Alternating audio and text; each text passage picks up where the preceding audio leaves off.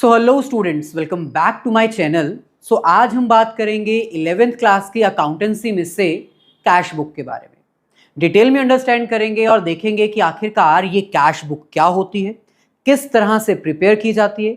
Numerical question की help से हम इसको देखेंगे कि सिंगल कॉलम कैश बुक कैसे प्रिपेयर होती है, कैश बुक और कैश अकाउंट में क्या डिफरेंस होता है। लेकिन आज का कॉन्सेप्ट स्टार्ट करने से पहले आपको बता दें कि अगर आप फर्स्ट टाइम हमारे चैनल पर आए हैं तो चैनल को सब्सक्राइब करके बेल आइकन जरूर क्लिक कर दीजिएगा, ताकि फ्यूचर में अगर हम कोई भी वीडियो अपलोड करें अकाउंट्स, इकोनॉमिक्स या बिजनेस स्टडीज के रिगार्डिंग, तो उसका लिंक तुरंत आपको मिल जाए।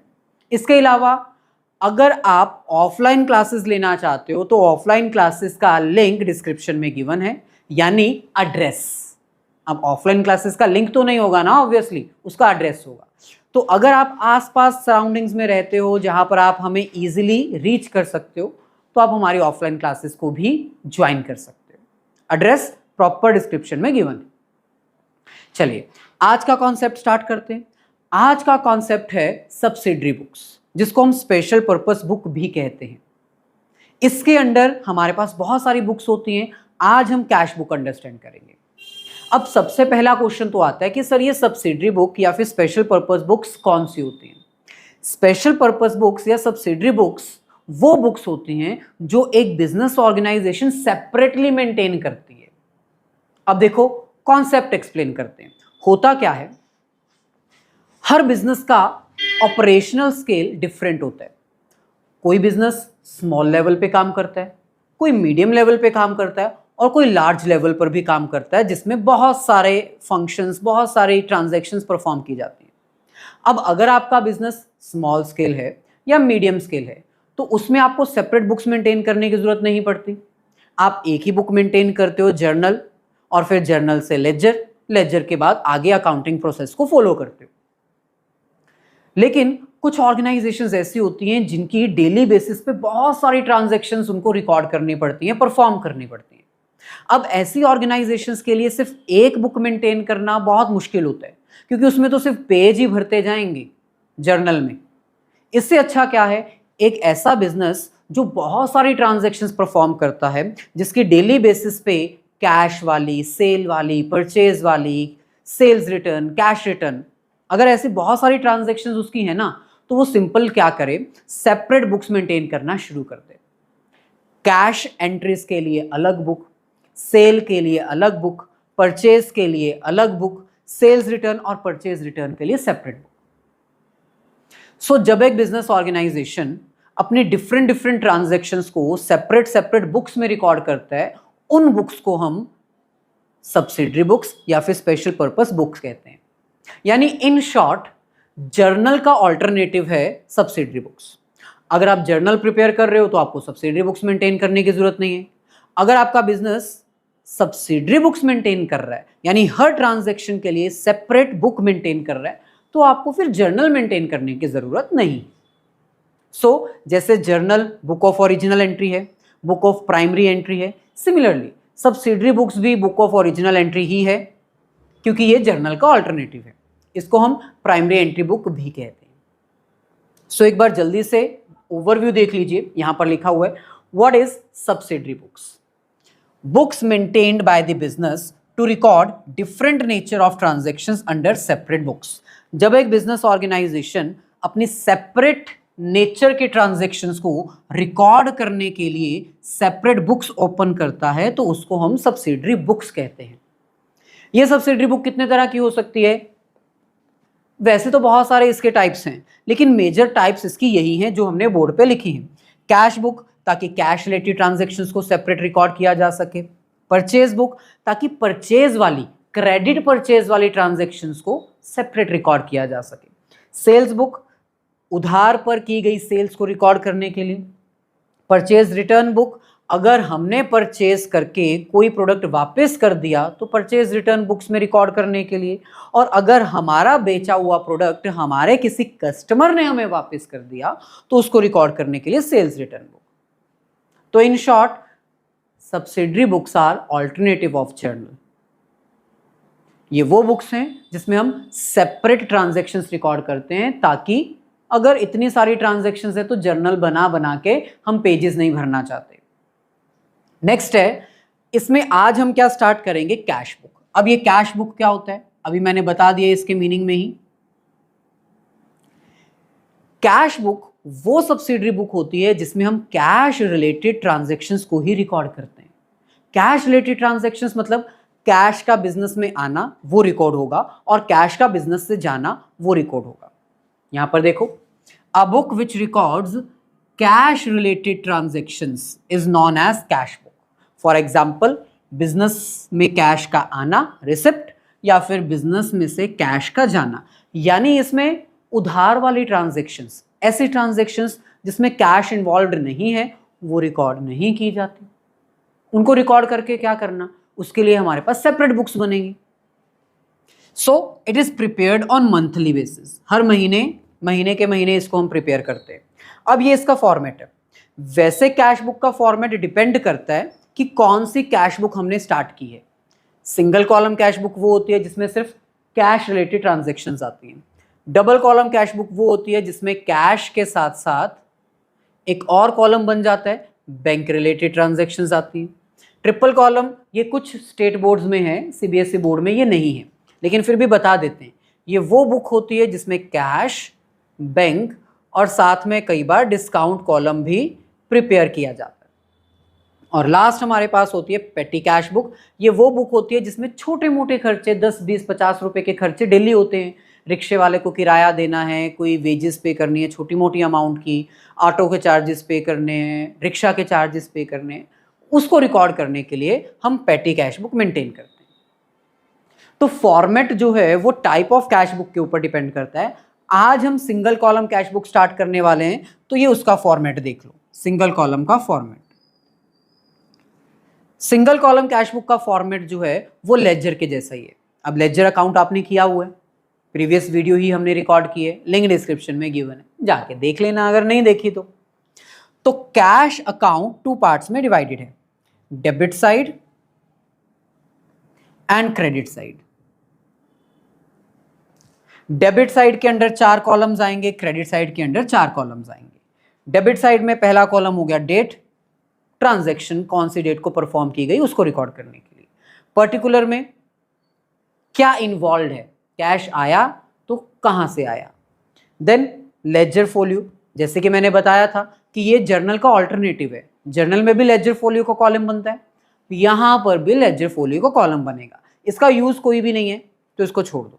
लास्ट कॉलम आएगा अमाउंट, यानी कितने रुपीस की ट्रांजैक्शन इसमें इन्वॉल्व है। सिमिलरली जिस तरह आपने डेबिट कॉलम प्रिपेयर किए, वैसे ही क्रेडिट के भी 4 कॉलम है, date, particular, ledger folio, amount. अब बात आती है ट्रांजैक्शन को रिकॉर्ड कैसे करना है। जो रूल आपने लेजर को प्रिपेयर करने के लिए यूज किया था वही रूल आपको यहां पर फॉलो करना है, लेकिन उससे भी इजी एक ट्रिक बताऊं। कैश अकाउंट और कैश बुक में कोई डिफरेंस नहीं है, सेम है। कैश अकाउंट एक रियल अकाउंट है, सबसे पहले तो आपको यह पता होना चाहिए। रियल अकाउंट में क्या रूल लगता है, रियल अकाउंट में रूल लगता है debit what comes in and credit what goes out.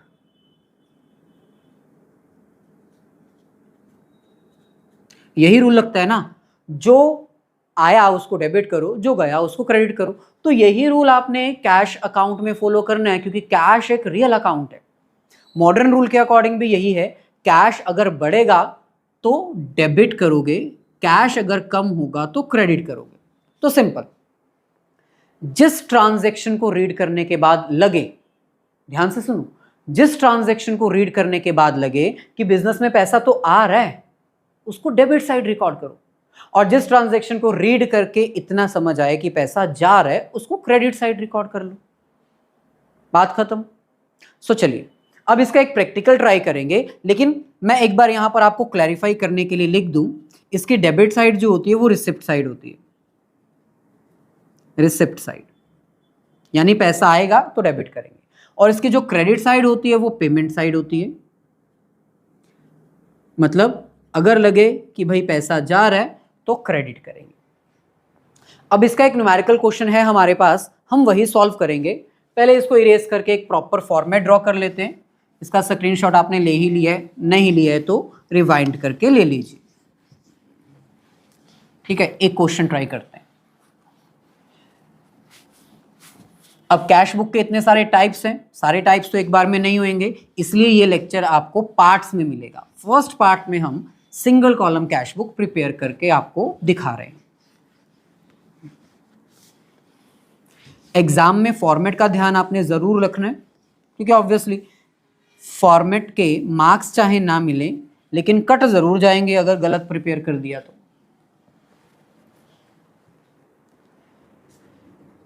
चलिए तो एक क्वेश्चन ट्राई करते हैं।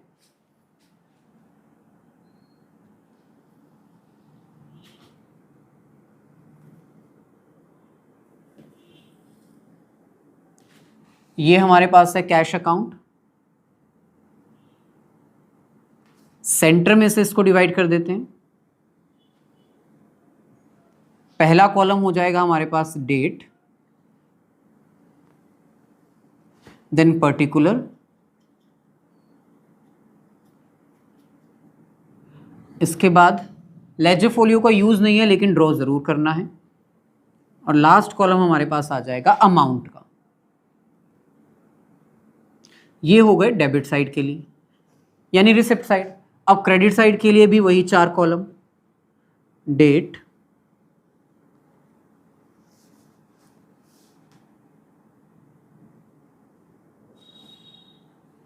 पर्टिकुलर,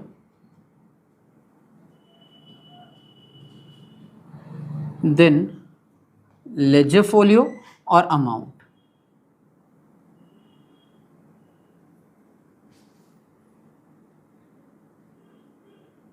ये हो गया क्रेडिट साइड के लिए। अब क्वेश्चन हमारे पास गिवन है, उसको हम फॉलो करेंगे। सो क्वेश्चन में हमें कह रहे हैं, सबसे पहले तो आपको यह पता होना चाहिए कि कैश अकाउंट से या कैश बुक से हम पता क्या करना चाहते हैं। हम ये पता करना चाहते हैं कि बिगिनिंग में जब स्टार्ट किया था बिजनेस, साल की शुरुआत में, तब हमारे पास कितना पैसा था, और अब जब हम बिजनेस को 1 मंथ बाद क्लोज करने वाले हैं तब हमारे पास क्लोजिंग बैलेंस कैश का कितना बचा। तो पहली जानकारी जो आपको कैश बुक प्रिपेयर करते हुए मिलेगी वो होगी कैश इन हैंड या फिर ओपनिंग बैलेंस ऑफ कैश। तो जब आपने बिजनेस स्टार्ट किया था तब आपके बिजनेस में 30,000 थे। ओपनिंग बैलेंस है कैश का, मतलब डेबिट साइड से स्टार्ट होगा। यहां पर मैं लिख देता हूं, नवंबर मंथ है 2017 का डाटा, नवंबर मंथ 2017। सो फर्स्ट नवंबर को हमारे पास कैश इन हैंड है 30,000 यानी ओपनिंग बैलेंस। तो इसको हम लिखेंगे to balance brought down. Debit side कोई भी अमाउंट लिखनी हो तो टू इनिशियल वर्ड यूज करना होता है, क्रेडिट साइड हम बाय यूज करते हैं। सो 30,000 हमारे पास बैलेंस पड़ा हुआ था, to balance brought down 30,000 opening balance है। अब इसके बाद आपको पता क्या करना है, ट्रांजैक्शन रीड करो, रीड करके सिर्फ उसको ट्रांसलेट करो, पता लगाओ कि कैश आया या गया, आया तो डेबिट साइड, गया तो क्रेडिट साइड। अब मैं ट्रांजैक्शन रीड करता हूं, पता लगाना। Cash received from Gurmeet ₹12,000।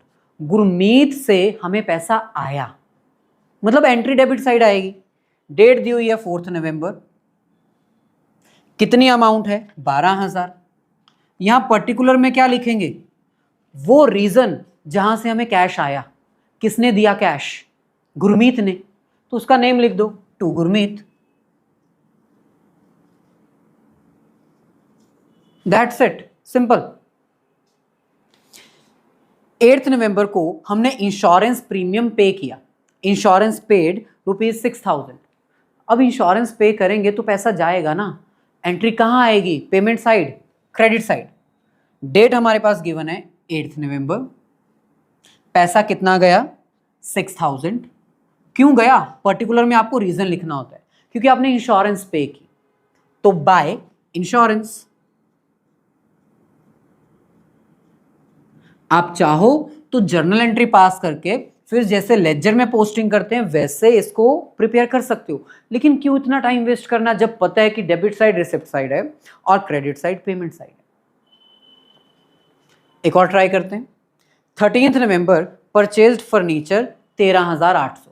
अब फर्नीचर परचेज किया है तो पेमेंट तो करनी पड़ेगी, पैसा जाएगा यानी कि पेमेंट साइड। सो एंट्री यहां आएगी 13th, अमाउंट आएगी 13,800, पैसा गया तभी क्रेडिट साइड एंट्री आ रही है। कहां गया? फर्नीचर परचेज करने में। सो बाय फर्नीचर।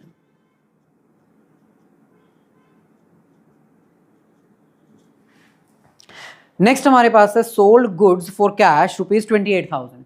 अब आपने कैश लेके फर्नीचर बेच दिया, सॉरी गुड्स बेच दी, तो पैसा आया ना, कौन सी साइड? Debit side. यहां आएगी एंट्री 16 नवंबर, अमाउंट आएगी 28,000 यानी 28,000 आपको मिला। क्यों मिला? क्योंकि आपने गुड्स सेल की टू सेल्स। अगर यहां पर उधार पे बेची होती गुड्स तो क्या एंट्री आती? नहीं आती, क्योंकि हमने सिर्फ कैश वाली ट्रांजैक्शंस को ही यहां पर रिकॉर्ड करना है, उधार वाली ट्रांजैक्शन को रिकॉर्ड ही नहीं करेंगे। उधार पे परचेज करना, उधार पे सेल करना, ट्रांजैक्शन नहीं आएगी। 17th को लिखा हुआ है purchased goods from Mudit in cash. अगर ये इन कैश नहीं लिखा होता ना तो ये उधार वाली ट्रांजैक्शन होती और हम इसको इग्नोर कर देते। लेकिन अब हमने परचेज किया है मुदित से कैश में। कितनी कैश में? 17,400। तो पैसे जा रहे हैं ना, तो यहां पर आएगी 17, अमाउंट आएगी 17,400, पैसा गया। कहां गया? परचेज करने में, बाय परचेज। सर यहां पर भी तो परचेज किया था आपने, फर्नीचर लिखा। फर्नीचर परचेज करते हो यानी कोई एसेट परचेज करते हो तो एसेट का नेम आएगा, गुड्स परचेज करते हो तो वर्ड परचेज आएगा। इतना तो पता ही है, जर्नल में आपने किया हुआ है। नेक्स्ट एंट्री 20th जनवरी परचेज्ड स्टेशनरी ₹1100। नाम भी नहीं दिया, कैश भी नहीं लिखा, तो क्या करें? कैश मानो। अगर नाम नहीं दिया किस पर्सन से परचेज किए तो फिर कैश मानो, मतलब हमने कैश में स्टेशनरी परचेज की। परचेज की तो पैसे देने पड़ेंगे यानी पैसे जा रहे हैं, credit side payment side 1100। Reason क्या लिखेंगे? By stationery.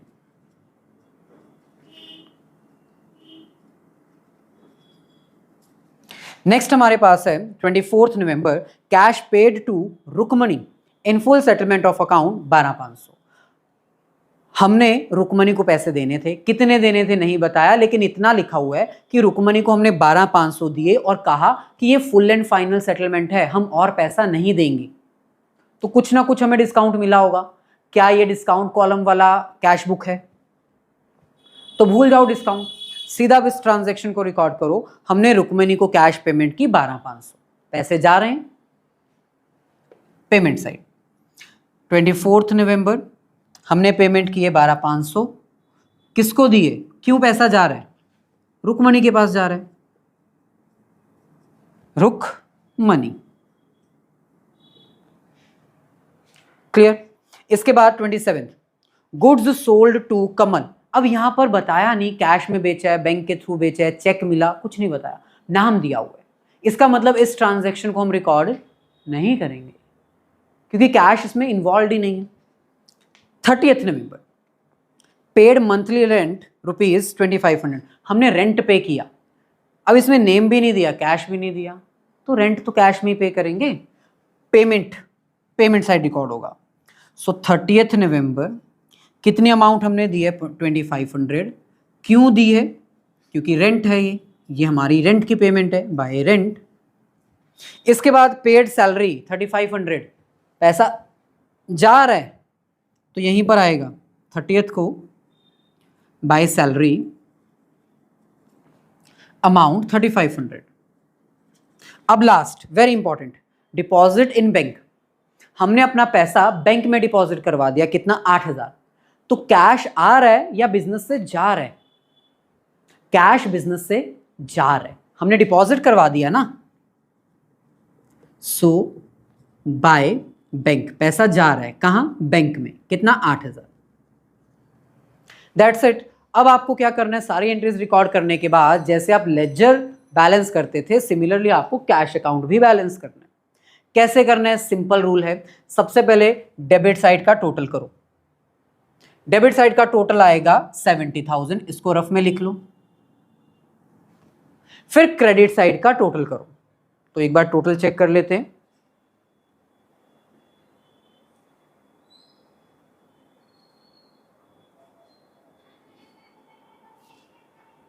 यस, तो इसका टोटल हमारे पास आएगा 64,800। 64,800। अब कंपेयर करो दोनों में से कौन सी साइड बड़ी है। डेबिट साइड बड़ी है, यानी पूरे महीने में नवंबर मंथ में 70,000 हमें मिला और पूरे नवंबर मंथ में उसमें से हमने 64,800 कंज्यूम कर लिया। बैलेंस कितना बचा, 5200। तो यही बैलेंस हमने यहां पर लिखना है। अब बैलेंस लिखोगे कैसे, जिस साइड बैलेंस कम होता है उस साइड हम मंथ की लास्ट डेट को, मंथ कौन सा है, नवंबर, नवंबर की लास्ट डेट कौन सी होती है, 30। अगर 31 होती तो 31 लिखते। सो जिस साइड बैलेंस कम है उस साइड मंथ की लास्ट डेट को हम करेंगे बाय बैलेंस कैरिड डाउन। कितना बैलेंस, दोनों का डिफरेंस 5200। अब दोनों साइड इक्वल हो गया, ये भी हमारा हो गया 70,000 टू लाइंस, ये भी हमारा हो गया 70,000 टू लाइंस। इसके बाद जो बैलेंस आपने कैरी डाउन किया ये नेक्स्ट मंथ की बिगिनिंग डेट को ब्रोट डाउन हो जाएगा। सो नेक्स्ट मंथ कौन सा, नवंबर के बाद आता है दिसंबर। सो 1 दिसंबर 2017 यहां पर हम लिख देंगे टू बैलेंस ब्रोट डाउन। यानी जैसे हमारे पास यहां पर 30,000 बैलेंस ब्रोट डाउन था नवंबर मंथ में, दिसंबर मंथ में ये कम होकर रह गया 5200। बिजनेस हमने स्टार्ट किया था 30,000 के बैलेंस से और नवंबर मंथ में खर्चे थोड़े ज़्यादा हो गए, इसलिए बैलेंस बचा 5200। तो ये था हमारा आज का कॉन्सेप्ट, जिसमें सिर्फ आपको ट्रांजैक्शन रीड करके इतना पता लगाना है कि कैश आया या गया। आया तो ट्रांजैक्शन डेबिट साइड, गया तो क्रेडिट साइड, इतना तो पता लगा सकते हो। अगर फिर भी कोई डाउट है तो कमेंट करके ज़रूर बताओ, हम ट्राई करेंगे कि आपके सारे डाउट्स दूर हो जाएं। वीडियो अगर अच्छी लगी हो तो इसको लाइक और अपने सभी फ्रेंड्स के साथ इसको शेयर कर दीजिए।